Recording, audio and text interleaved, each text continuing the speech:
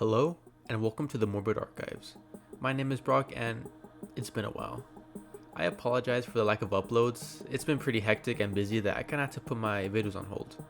But now I'll be more consistent in putting out content. Now I have a few announcements that I'll be saying towards the end of the video, so please stay tuned for that. And as always, if you enjoyed the video, please leave a like and subscribe as it helps me out immensely. Let's continue to the video. In this video, we'll be going over Obelisk. This series was created by the talented Lizardmeninc.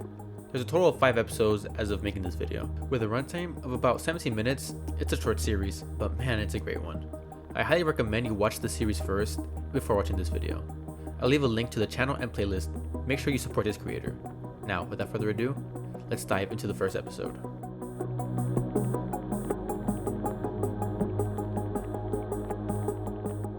The video starts off with the cameraman stating, "I made a new friend. Do you want to meet him? He lives in here.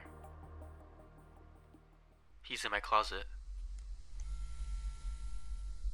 Can you see him?" Then it cuts back to the closet again, but with his friend peeking through the slits of the door. "There he is. Do you see him?"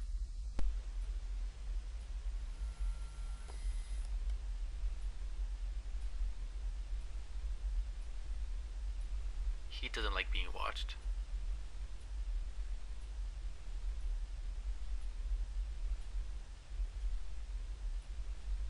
The cameraman now slowly gets close to the closet and examines it inside.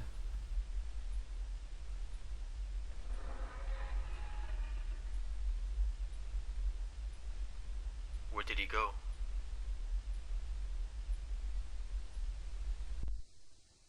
I'm watching TV. Sometimes my friend comes to watch too.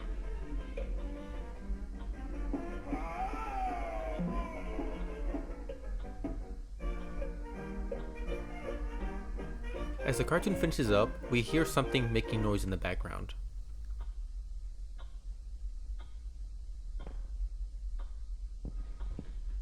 He is here.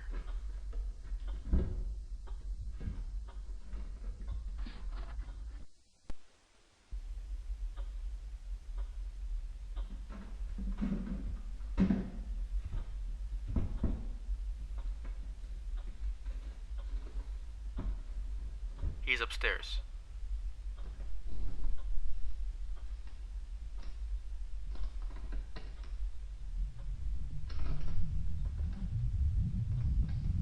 Do you see him?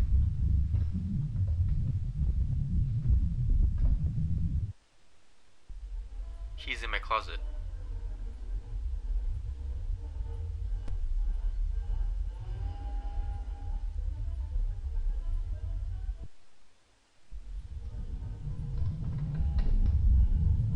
Do you see him?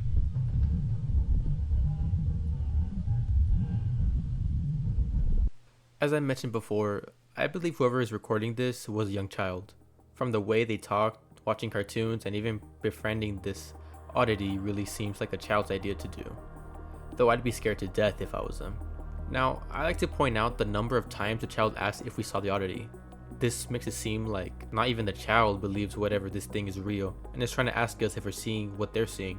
It may even be the reason why they started to record in the first place.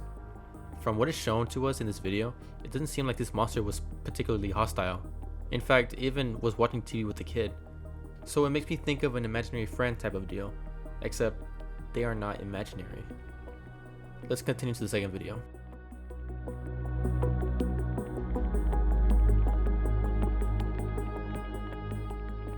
The second episode is the shortest one in the series, it only being 1 minute.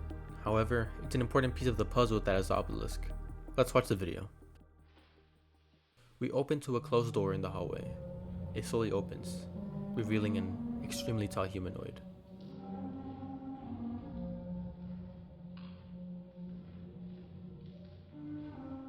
Its face is censored in post, meaning that the camera person didn't want us to see who or what this creature is. We now cut to a forest with an open door. However, it impossibly leads back to a home. Then we see a tall humanoid with its limbs representing bark and wood, almost blending in with nature.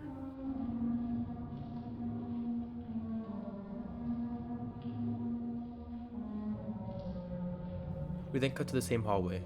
The door on the left is open. We can only imagine that whatever came through that door is lurking in the house somewhere.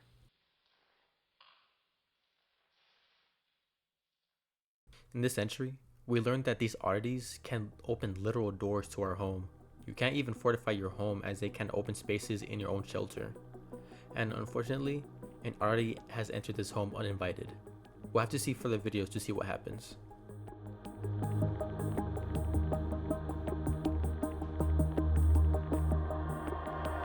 The third video is titled In Your Home, and it starts off with the protagonist lying in bed and hearing distorted cries from the other side of the house. A prompt appears that states, "Check on Abby." After removing the chair, a last-ditch effort to keep something outside, they proceed to follow the noise.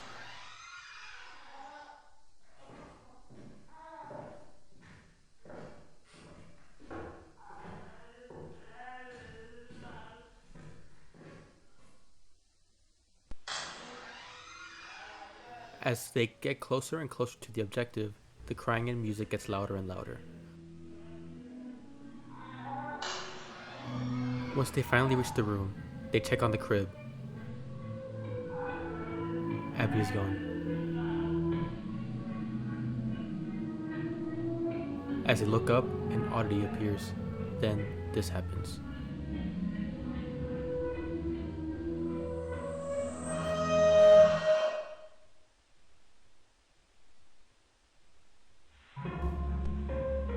We get a final shot of the room through what appears to be a camera. Then these haunting words appear. The doors were locked.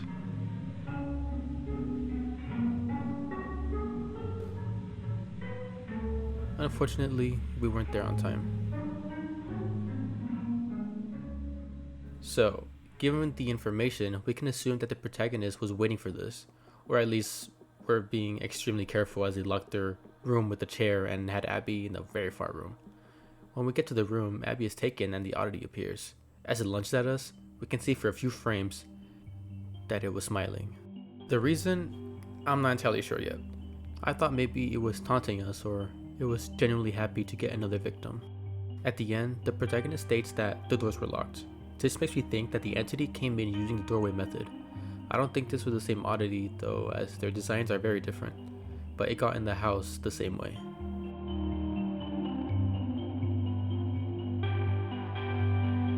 This video is titled The House with No Windows. It starts off with the protagonist finding a strange house in the middle of a field. I recently found a strange abandoned house. There are no other houses built around it, and it's seemingly in the middle of nowhere. It has no doors or windows.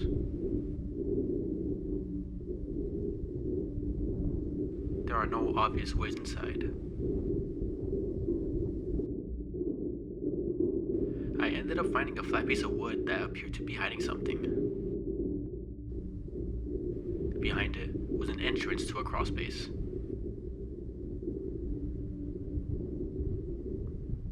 What secret is this house hiding?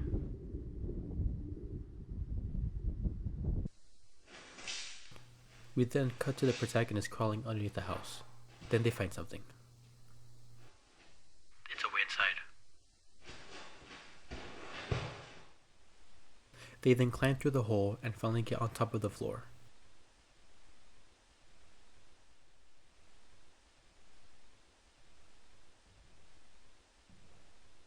As they explore the strange house, the protagonist stumbles upon an upside down room with a pretty small door next to it.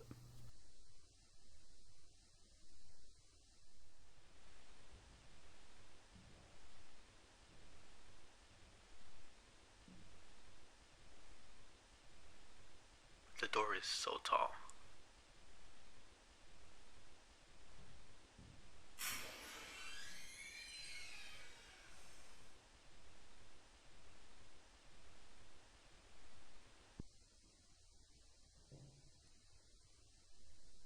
Some of the lights are on.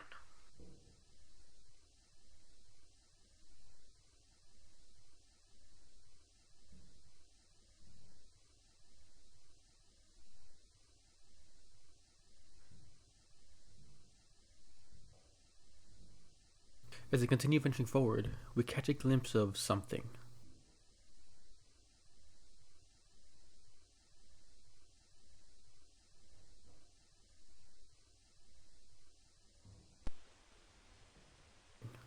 After wisely not going that way, they encounter another room.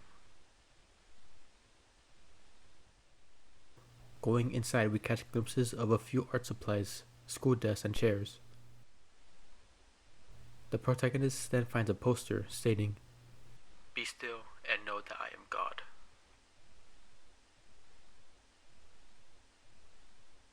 Leaving the room, they encounter even more hallways that just expands this labyrinth of a house, some ways even going to unreachable and impossible places. The stairs go nowhere.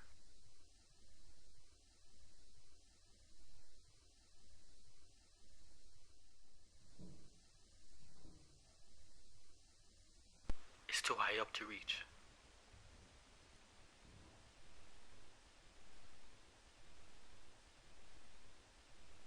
Towards the end of the video, footage of the oddity appears and glitches. Some red text pops up. What are you?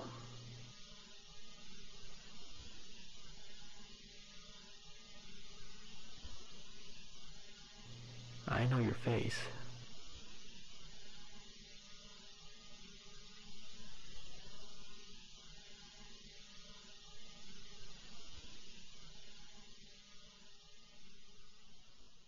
There's a lot to unpack here. Let's go over what we know. So the protagonist finds a house with no windows, doors, or any other entries, except for the hidden hole that led to the underneath of the house. Upon going in, we are met with some strange scenery, and we even come across an oddity that seems a bit hesitant to interact, unlike the jester from the previous episode. To me, these seem like the roles of the protagonist and the oddity had switched. They were intruding its home. Having the oddity be kind of hesitant and even scared is a fresh idea, and I believe that it was scared because that red text at the end most likely represented the oddity, as our protagonist had white subtitles. It was asking what was the protagonist, and even started to recognize them. I'll get more into what I think it means in the conclusion. For now, let's head into episode 5, the last video.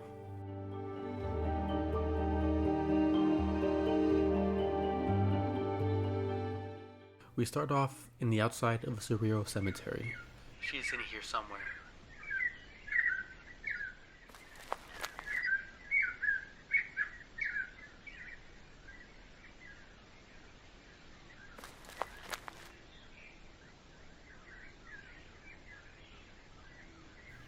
As we enter the cemetery and look around, we find a cradle.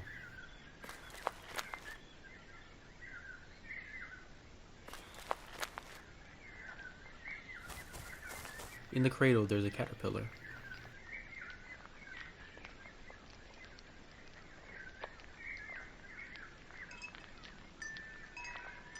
Then a familiar shadow looms over the bug.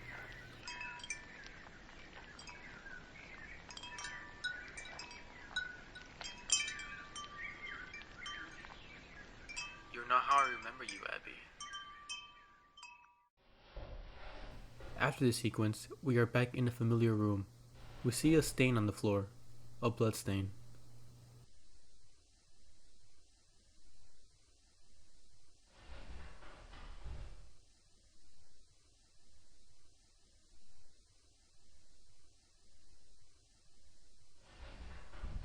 Why do you keep me here?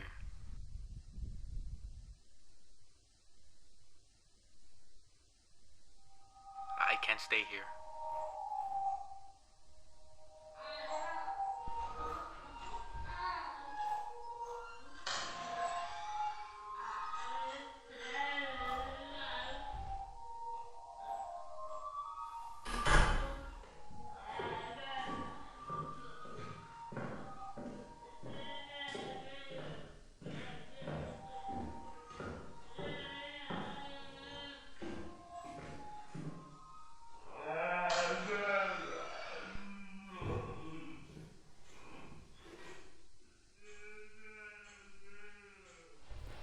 After barely getting away from the jester-like entity, we lay in bed, as the banging and the mimic-like cries echo from outside the halls.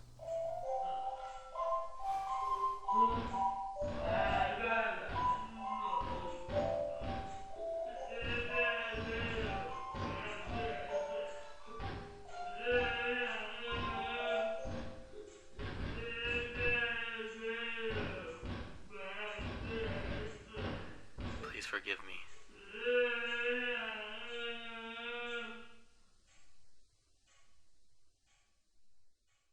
In the beginning of the video, we are in an area we're not familiar with. So far, we've been in dark, colorless homes. So this is definitely a strange, very surreal place to open to. The narrator looks for and finds Abby, who is characterized as a caterpillar, and then we see the shadow of the oddity. This defining feature proves to me that we are in the point of view of this Chester-like oddity.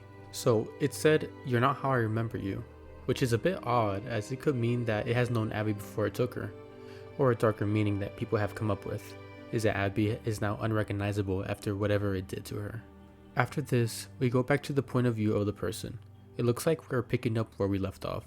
Abby is missing, there's blood on the floor, and the oddity begins its chase.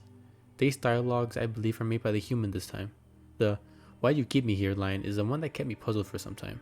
I believe that the line, accompanied with the shot from the outside peering in the house, is a representation of the protagonist's guilt and their own personal hell. They're stuck. There's nothing but the house for them. The reason why the crib was so far was to dissociate themselves from Abby and her unfortunate end. In the end, they're haunted by the banging and crying of the oddity, which just sounds like a deeper baby's cry.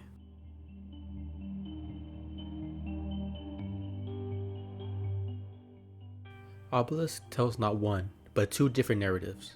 Let me explain. I believe that episodes 1 and 4 and 3 and 5 are two different stories told from the same universe. The way we know is because of the different way they tell their narratives. 1 and 4 has a found footage quality to them, and 3 and 5 feels like a point and click game.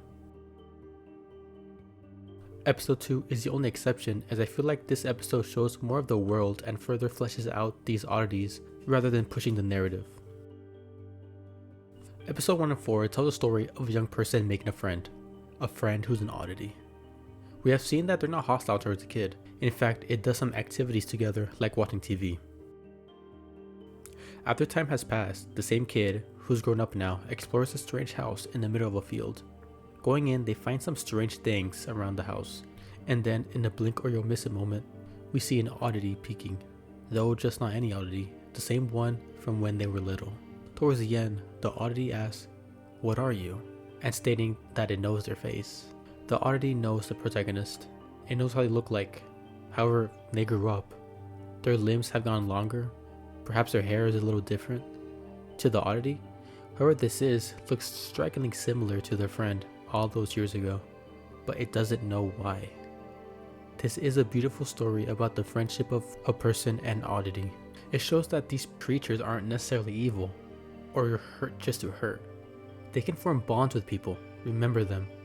This story is about growth, not only because of the protagonists growing themselves, but a testament on the bond between different species. The next story isn't as optimistic. Episodes 3 and 5 is about the taking of someone so dear to you, a child. A different oddity is shown here, a jester-like creature, who seems to be a bit less friendly than our other friend. Upon stumbling into Abby's room, we see that she's gone, but something else is there, the creature that took Abby. In the last episode, we see the perspective of the oddity, reflecting on Abby, and how she looks so different. This is represented by her being a caterpillar, which could be a reference to the many different stages of the life cycle of a butterfly. They go through many growth stages that at times look so different, a running theme in the series. After finding nothing but blood, the oddity pursues the protagonist, and after narrowly avoiding them, they're stuck in the room, haunted by the distorted cries of Abby. This narrative is way darker than episodes 1 and 4. It's a story about loss, about the horror of not only a monster chasing you, but the feeling of losing someone so dear to you, your own child. I had a few theories about this narrative, but I felt they were a bit outlandish. I feel like we'll be given more pieces of the puzzle, but as of right now, we don't have much to put together, and I don't want to assume or fill in any gaps. So far, Obelisk is a great analog horror with two storylines that are polar opposites from each other. One tells the story of growth, and the other of loss. Once again, check out the creator and their videos to support them. They're extremely talented and deserve so much. And if you're still watching, thank you so much for sticking by. I was working on a pretty long video, but then I got busy and couldn't really continue working on videos anymore. But now I have a little more time, and I'll definitely continue working to try to put out as much content as I can. I think I'm going to release part 3 of the space iceberg and then work on the larger project, as you know that's going to take a while. I think it's going to be about probably under 2 hours. I don't know. But once again, thank you so much for watching, and I hope you have a great day. Goodbye.